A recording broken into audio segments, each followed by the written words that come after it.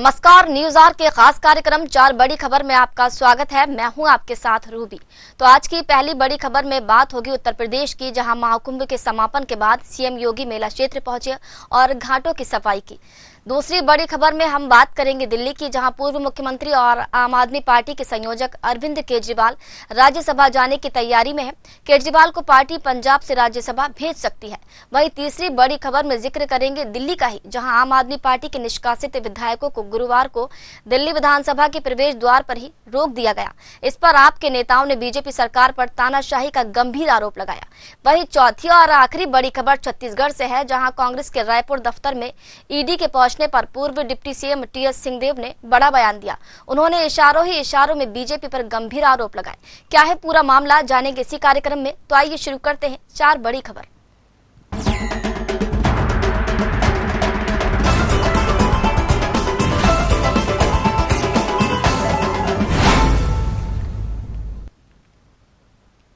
पैंतालीस दिन तक चले महाकुंभ का 26 फरवरी को समापन हो चुका है। हालांकि आज भी मेले में श्रद्धालुओं की भीड़ है। लोग संगम स्नान के लिए पहुंच रहे हैं। मेले में दुकानें भी लगी हैं। सीएम योगी दोनों डिप्टी सीएम के साथ गुरुवार सुबह प्रयागराज पहुंचे। महाकुंभ के समापन पर योगी ने पहले अरेल घाट पर झाड़ू लगाई, गंगा नदी से कचरा निकाला, फिर गंगा पूजन भी किया। योगी ने सफाई कर्मियों के साथ जमीन पर बैठकर खाना खाया। इस दौरान दोनों डिप्टी सीएम ब्रजेश पाठक और केशव प्रसाद मौर्य भी मौजूद रहे। सीएम ने इस बीच कहा कि कल महाकुंभ की पूर्णाहुति हुई। आस्था का इतना बड़ा समागम दुनिया के अंदर कहीं नहीं हुआ, कोई घटना नहीं हुई। इसके साथ ही सपा पर निशाना साधते हुए योगी ने कहा कि विरोधी दूरबीन और माइक्रोस्कोप लगाकर बैठे हुए थे, फिर भी वो घटनाएं उजागर नहीं कर पाए। दुष्प्रचार का कोई मौका उन्होंने नहीं छोड़ा।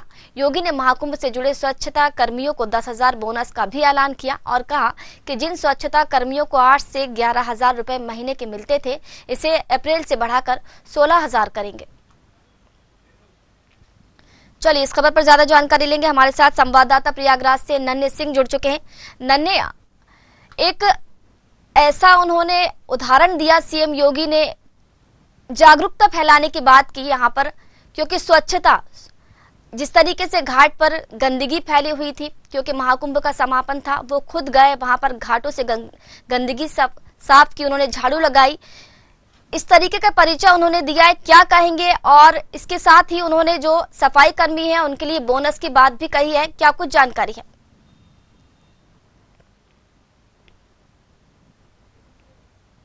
आयोजन कर सकते हैं। कुंभ नगर जो अस्थायी जनपद था और प्रयागराज के महाकुंभ में ये 13 जनवरी से शुरू होकर 26 फरवरी का ये जो है महास्नान महाकुंभ का जो महासनातन का गर्व कर सकते हैं, ये सबसे बड़ा आयोजन था। अभी तक इतने बड़ा आयोजन पूरे विश्व में अपना एक रिकॉर्ड बना दिया और कह सकते हैं कि एक छोटा सा अस्थायी जनपद में इतने बड़े संख्या में जो श्रद्धालु आए और त्रिवेणी संगम में अपनी आस्था की डुबकी लगाई। आज वो जो है 26 फरवरी को समापन हो गया। आज मुख्यमंत्री योगी आदित्यनाथ अपने यहाँ जो है दोनों डिप्टी सीएम और मंत्रियों के साथ त्रिवेणी संगम में पहुंचे और यहाँ पहले उन्होंने त्रिवेणी संगम में जो घाट थे काफी स्वच्छता कर्मियों के साथ उन्होंने सफाई अभियान शुरुआत की और माँ गंगा की जो त्रिवेणी संगम है वहाँ उन्होंने जो कह सकते हैं जो प्लास्टिक मुक्त का पहले भी अभियान चला रहे थे, उसका उन्होंने खुद जो है जा करके वहाँ प्लास्टिकों का और कह सकते हैं जिस तरह से वहाँ माला फूल और जो नारियल था काफी संख्या में उसको स्वयं अपने हाथों से बीनते हुए दिखाई दिए। और उसके बाद स्वच्छता कर्मियों के साथ वो जो है खाना भी खाएं और यहाँ स्वच्छता कर्मियों को सम्मानित भी किए। सम्मानित करते हुए स्वच्छता कर्मियों के लिए बड़ा जो है आज पैकेज का ऐलान कर दिया। कह सकते हैं जो 8 से 11,000 जो सैलरी थी वो जो है अप्रैल से 16,000 डीबीटी के माध्यम से अब उनके अकाउंट में डायरेक्ट जाएगा और इनको जो है 5 लाख तक का जो हेल्थ सुरक्षा कर्मियों का जो हेल्थ बीमा होता है वो जो है उन्होंने ऐलान किया।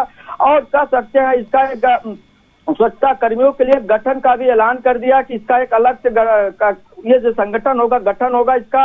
और कह सकते हैं जो त्रिवेणी संगम में वर्ल्ड ऑफ विश्व में सबसे बड़ा कई जो सफाई कर्मी हो, चाहे यहाँ स्नान पर को लेकर हो या यहाँ जिस तरह से व्यवस्थाएं घाट हो, सभी को लेकर वर्ल्ड रिकॉर्ड में अपना दर्ज करा लिया है। महाकुंभ एक जो है पर्व जो है इतिहास में दर्ज हो गया। और कह सकते हैं जो त्रिवेणी संगम में जो आस्था की डुबकी है करोड़ों संख्या बिल्कुल में जो नन्हे सिंह श्रद्धालु जी, हैं जिस वो तरीके से सीएम योगी ने स्वच्छता कर्मियों के साथ यहाँ पर खाना खाया बैठकर, उसके बाद बिल्कुल जाहिर सी बात है कि स्वच्छता कर्मियों की खुशी का ठिकाना नहीं होगा, लेकिन अगर उनसे आपकी बातचीत हो पाई हो तो क्या कुछ कहना है उनका, और क्योंकि बोनस भी उनको दिया जा रहा है तो खुशी की किस तरीके की लहर उन पर देख पा रहे हैं हम?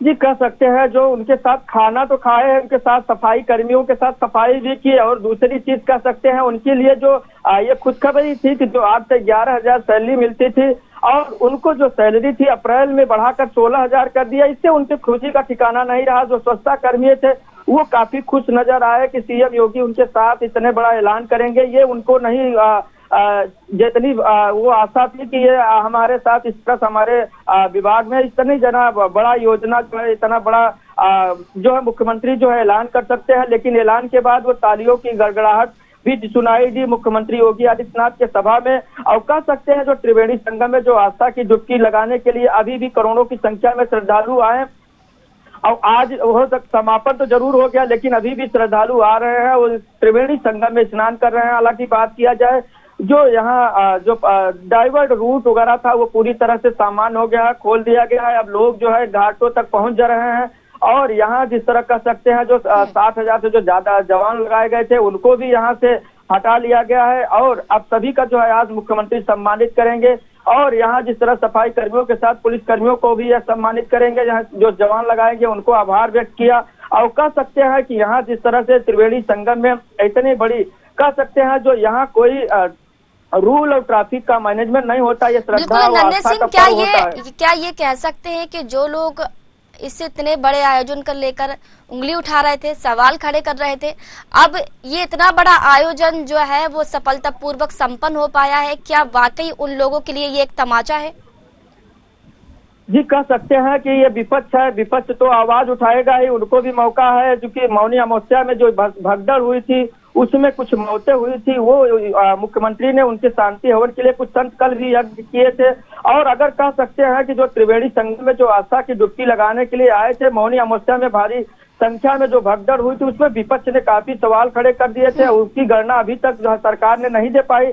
हालांकि जो प्रयागराज के त्रिवेणी संगम में जो आस्था की डुबकी है, जो करोड़ों की संख्या में श्रद्धालु आए, कई संख्या में जो है यहाँ खोया पाया केंद्र में जो है लाखों की संख्या में उनका दर्ज किया गया है और उनकी अभी भी काफी लोगों की जो है खोजबीन हो चुकी है, काफी लोग अभी भी गायब हो चुके हैं। लेकिन देखा जाए जो त्रिवेणी संगम में जो आस्था की डुबकी है, मुख्यमंत्री योगी आदित्यनाथ ने जिस तरह से विपक्ष को ये कहते हुए कहा कि जिस तरह से यहाँ उनके पास कोई दूरबीन और किस तरह से उनके पास जो कैमरे लगा के बैठे थे वो जो है विधानसभा में भी बोले थे, कई सवाल खड़े कर दिए थे। हालांकि विपक्ष ने इस आज जिस तरह से मुख्यमंत्री के बातों को लेकर ये जो है विपक्ष में राजनीति भी बढ़ सकती है। जिस तरह से आज योगी आदित्यनाथ ने कहा कि यहाँ कोई घटना नहीं हुई, हालांकि घटना का पूरी तरह जिक्र भी नहीं किया, उस पर काफी बिल्कुल नन्हे सिंह, जो विपक्ष हैं या जो भी लोग इतने बड़े आयोजन पर उंगली उठा रहे थे, सवाल खड़े कर रहे थे, कहीं ना कहीं जो संपन्न हुआ है ये आयोजन सफलतापूर्वक, ये वाकई उन लोगों के लिए एक तमाचा था। फिलहाल आपका बहुत बहुत शुक्रिया जुड़ने के लिए और जानकारी साझा करने के लिए।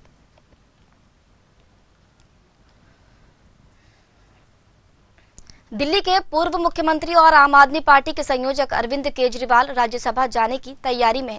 केजरीवाल को पार्टी पंजाब से राज्यसभा भेज सकती है। इस तरह की अटकलों को इसलिए भी जोर मिल रहा है कि पंजाब में एक खाली हुई विधानसभा सीट पर राज्यसभा सांसद को खड़ा करने की तैयारी चल रही है। ये राज्यसभा सांसद संजीव अरोड़ा है। खबर है कि पार्टी जल्द ही इनके नाम का ऐलान करने वाली है। अरोड़ा को लुधियाना पश्चिम की सीट से उतारा जा रहा है, जो विधायक गुरप्रीत गोगी के निधन के बाद खाली हुई है। पार्टी सूत्रों की माने तो संजीव अरोड़ा को विधानसभा का सदस्य बनाकर उनकी राज्यसभा की खाली सीट पर अरविंद केजरीवाल को राज्यसभा भेजा जाएगा। इससे पहले केजरीवाल के पंजाब के मुख्यमंत्री बनने की अटकलें जोरों पर थी। बहरहाल केजरीवाल अगर राज्यसभा जाते हैं तो प्रधानमंत्री नरेंद्र मोदी, गृह मंत्री अमित शाह को किस तरह घेरते हैं, ये देखना दिलचस्प होगा। चलिए ज्यादा चर्चा करेंगे, हमारे साथ राजनीतिक विश्लेषक नजम अहसन जुड़ चुके हैं। नजम जी, जिस तरीके से अटकलें तेज हो रही हैं कि केजरीवाल जो है राज्यसभा जा सकते हैं और राज्यसभा की जो सीट खाली पड़ी हुई है वो मिल सकती है, क्या लगता है आपकी नजर में, आप किस तरीके से इस फैसले को या इस अटकलों को देखते हैं? देखिए रूबी, ऐसा है कि अरविंद केजरीवाल की ये खबरें जो लगातार सुबह कल से आ रही है और इससे पहले भी पंजाब के मुख्यमंत्री के रूप में बात आ रही थी।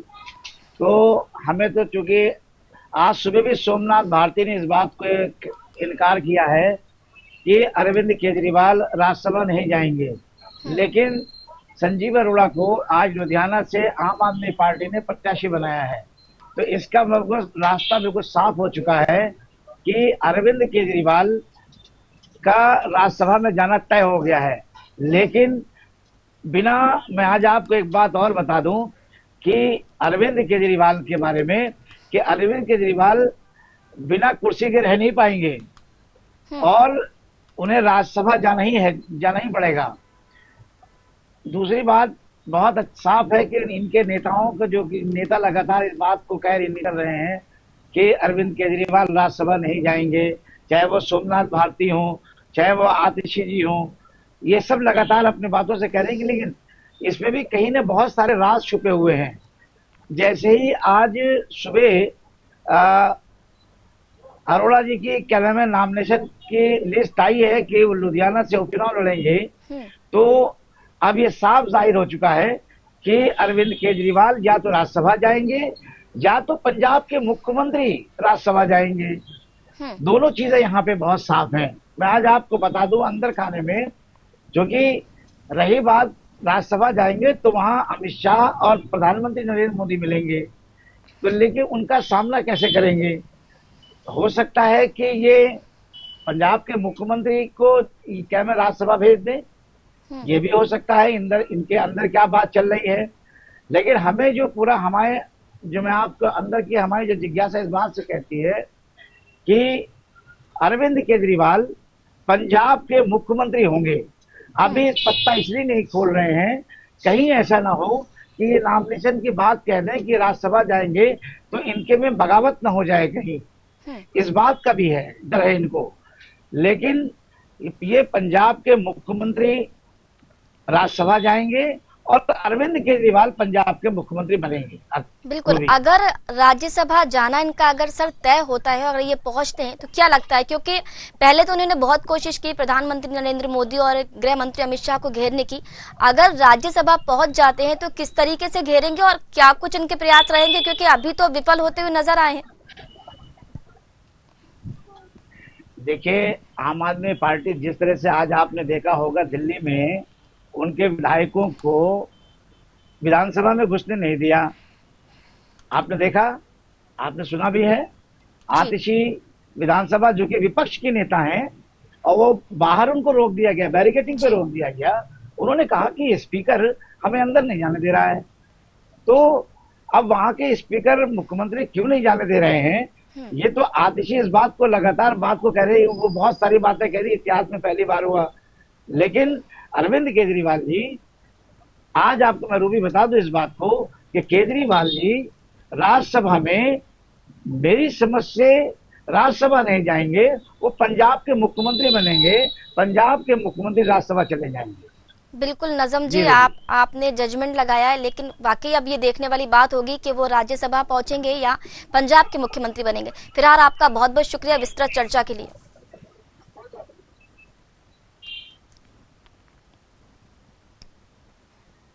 दिल्ली में आम आदमी पार्टी के निष्कासित विधायकों को गुरुवार को दिल्ली विधानसभा के प्रवेश द्वार पर ही रोक दिया गया। इस पर आपके नेताओं ने बीजेपी सरकार पर तानाशाही का गंभीर आरोप लगाया है। नेता प्रतिपक्ष और पूर्व सीएम आतिशी ने इसे लेकर सोशल मीडिया पर अपनी नाराजगी भी व्यक्त की।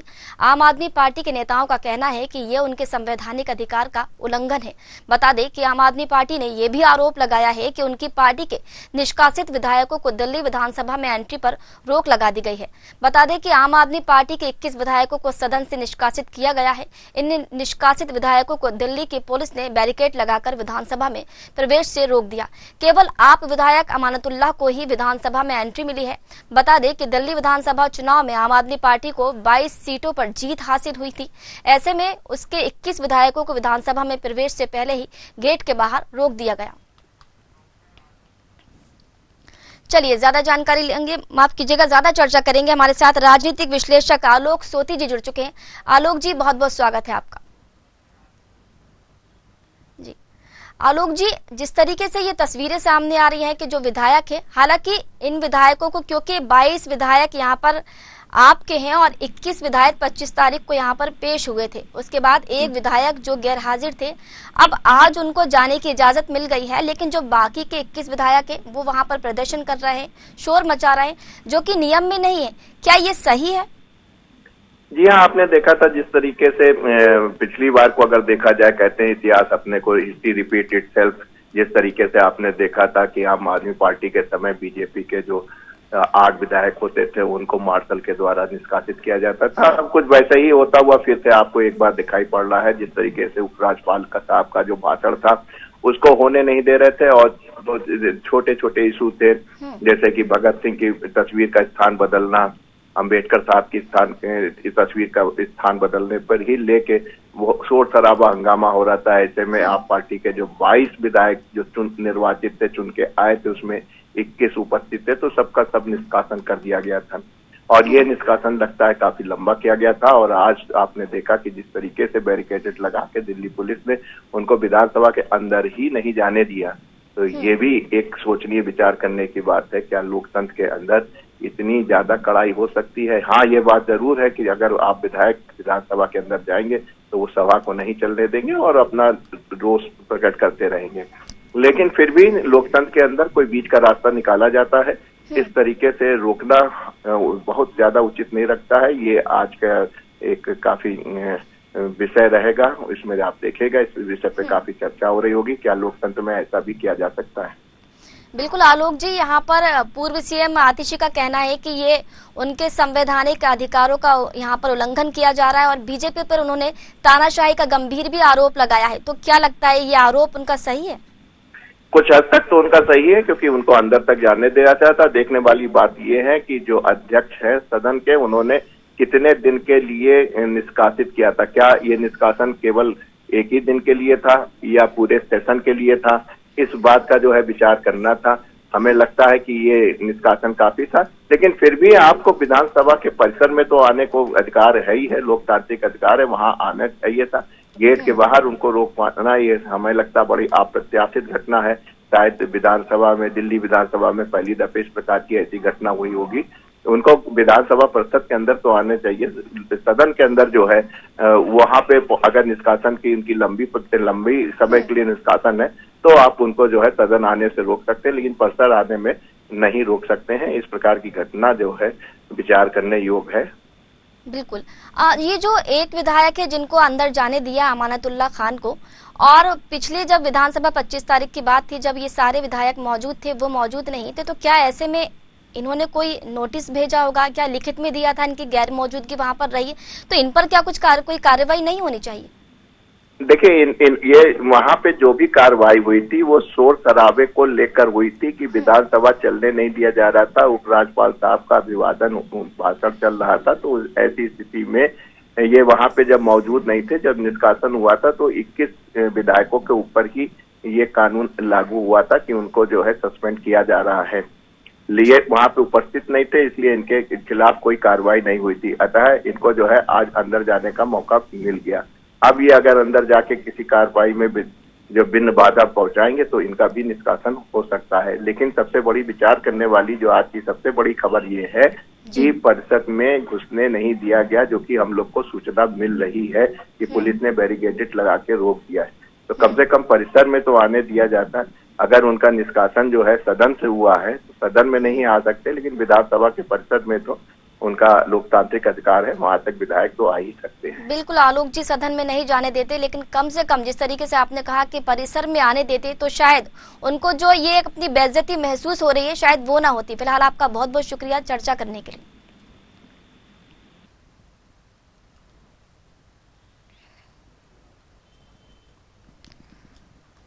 चलिए चौथी और आखिरी बड़ी खबर में बात करेंगे छत्तीसगढ़ की, जहां कांग्रेस के रायपुर दफ्तर में ईडी के पहुंचने पर पूर्व डिप्टी सीएम टीएस सिंहदेव ने बड़ा बयान दिया। उन्होंने इशारों ही इशारों में बीजेपी पर गंभीर आरोप लगाए। उन्होंने कहा कि कवासी लखमा पर बीजेपी ने पार्टी में शामिल होने का दबाव बनाया था।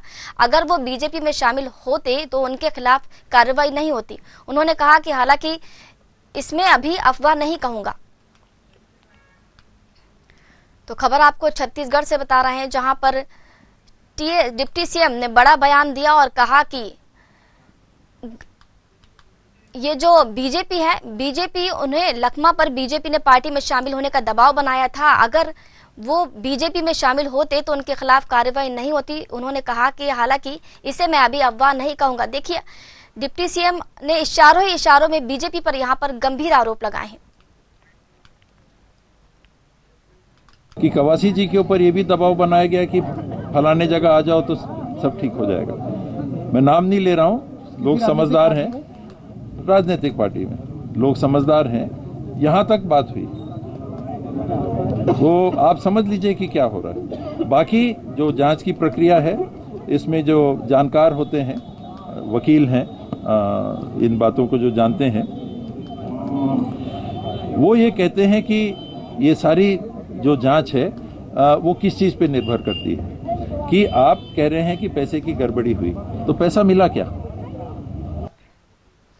चलिए ज्यादा जानकारी लेंगे। हमारे साथ संवाददाता सरगुजा अजहर अंसारी जुड़ चुके हैं।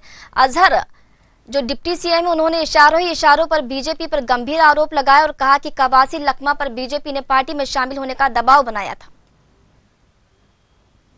जी रूबी, आपको बता दूं, ये रायपुर कांग्रेस स्थित कार्यालय जो है, वहां ईडी के पहुंचने पर पीएस बाबा का बड़ा बयान आया है। उन्होंने इशारों में ही नाराजगी जताई है और उन्होंने साफ तौर पे कहा है कि ये बीजेपी शासन में ही ऐसा हो रहा है कि दबाव बनाया जा रहा है, ईडी का छापा पड़ रहा है, कांग्रेस में जो भी हैं नेता उनके ऊपर छापा पड़ रहा है। और उन्होंने साफ तौर पे कहा कि क्वासी लखमा के ऊपर भी दबाव बनाया गया कि किसी राजनीतिक पार्टी में विशेषकर शामिल होने पर, ताकि आप शामिल हो जाइए और उनपे जो कार्रवाई हो रही है वो कार्रवाई ना हो।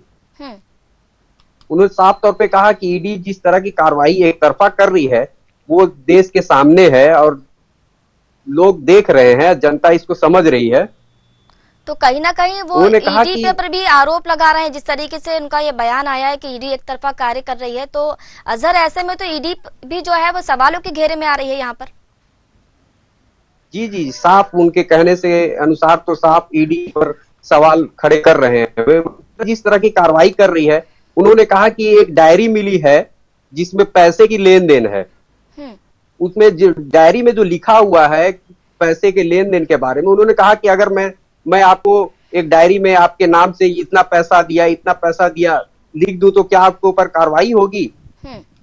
इस तरह का बयान दिया। और उन्होंने साफ तौर पे कहा कि जो बीजेपी कर रही है वो आने वाले समय में छत्तीसगढ़ के जनता के सामने स्पष्ट हो जाएगा कि ईडी के कार्रवाई के पीछे क्या है। चलिए ठीक है अजहर, बहुत बहुत शुक्रिया जुड़ने के लिए और जानकारी साझा करने के लिए।